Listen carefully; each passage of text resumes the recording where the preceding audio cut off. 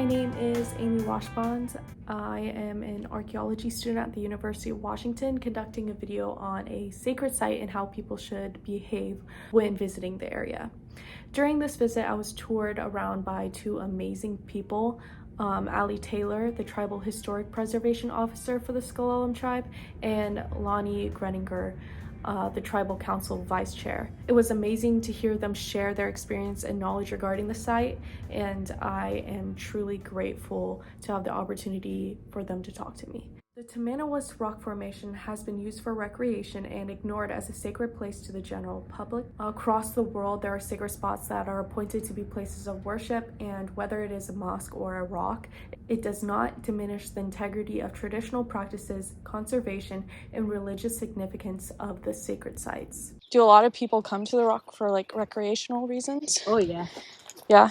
Yeah, that's probably going to dip into one of the questions of what do we wish people would know. Actually, Allie was just telling me about some improvements that have happened, but we do get a lot of people who come up here to try to camp, or they do camp. Yeah. You know, so they're building fires when they shouldn't. They're leaving litter. They're climbing on the rock. Yeah. They shouldn't. So, but lately, because we're trying to do more community education, and that's what Allie is doing, for tours and just like this, you know, just talking to people and saying, hey, here are the traditional rules. That's good. Don't camp here. Don't start fires. Don't litter. Don't disgrace the place. I would say before we were more involved in management, Yeah. there were folks that came here and installed climbing hooks. Yeah. Are they still there? Oh, yeah. And then there is a rope so people can climb up. Tamanowas Rock has been subjected to a lot of public abuse and neglect, with people climbing, scarring the rock surface, vandalizing it with graffiti, and naivety of its sacred identity. It is important to the tribes that the general public is educated about culturally significant sites and hold it to a higher standard. As mentioned before, Tamanowas Rock is sacred.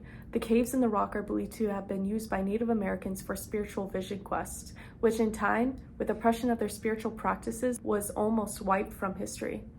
As of today, tribe members are rekindling the spiritual status of the rock. Originally, the tribe members came to the rock to seek guidance through life obtained by a guardian spirit. In addition to this, the guardian spirit would lend them strength and aid through troubled times. Guardians would lead them on spiritual quests where members would fast for 3 days at the rock and then cleanse themselves in Anderson Lake. The stories about how the lake ties in with the sacred site of this area is unknown. There aren't many who practice coming here. I think the main religious experience that you would find here is like vision questing, and for another way that we might say it is like finding your calling.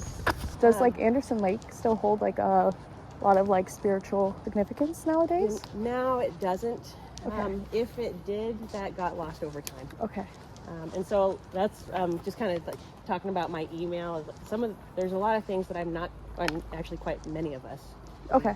Honest, can't speak to a lot of because it just got lost over time. Yeah. A lot of our religious practices were lost over time because it wasn't allowed. Oh yeah. And then it wasn't until 1978 that the Native Americans got their own Religious Freedoms Act. And so then we were able to bring back a lot, but with ancestors, unfortunately, when you get beat down too much, you just don't want to bring it back. Right. Because you're afraid. You don't want your kids, to have to go through anything. With going forward with describing the rock and what it is made out of and how it came to be, I want to include an important point that what the Tamanowas Rock is and how it was made can be both spiritual and scientific. So we need to learn the Western world. The Western world needs to learn the Indigenous world. Yeah. And so I feel like we've done a really good job of blending those two worlds together. Good. When you have your Indigenous knowledge perspective, and then you have Western science, Western data and technology and ways of living, bring it together, everyone is more successful for it. When discussing the makeup of the rock, I would like to use the article provided to me by Allie. This article is called The Quimper Geological Society Field Trip, Walk to Tamanowas and Peregrine Rocks.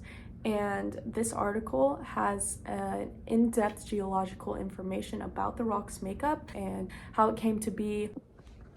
Some interesting facts I got to know while going on the tour and reading through the article was that Tamanowas Rock is around 43 million years old, formed by a volcano that erupted. In result, the rock, as we know it today, is formed full of caves, crevices, and cliffs made from igneous rock.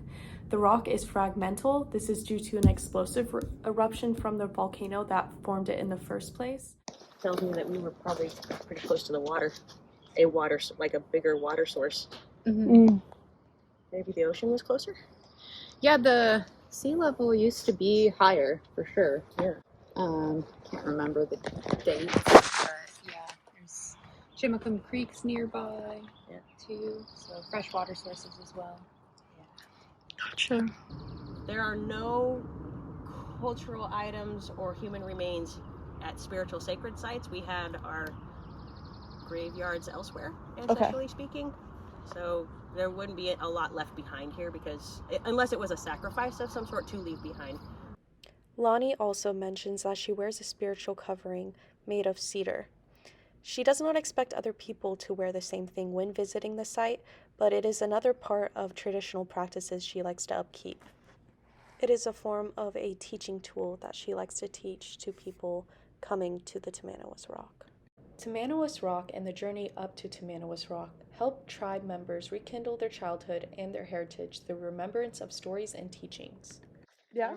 There's one that we're learning in language class right now, and it comes from Elwha, and it's about Raven faking a broken arm, because Raven is known as a trickster amongst our, so is Coyote. But I guess Raven one day, he's like, everybody's starving, and he found some fish eggs, and he's like even hiding them from his children, like his own children, hiding his fish eggs, and so he pretends he has a broken arm and like forms a cast, and he has like the eggs in the cast. Oh my god. And he's like sitting there eating. And then the kids are like, what do you got there? What I'm hungry. I'm hungry. And he's like, oh, then I'm just picking at my broken arm. Oh my It's god. like, what are you doing? What a bad dad. What's a bad dad? Again, I would like to thank Loni and Allie for giving me a tour of the rock and sharing their perspective of the site. I hope to see in the future people come to the site for spiritual benefit rather than recreational.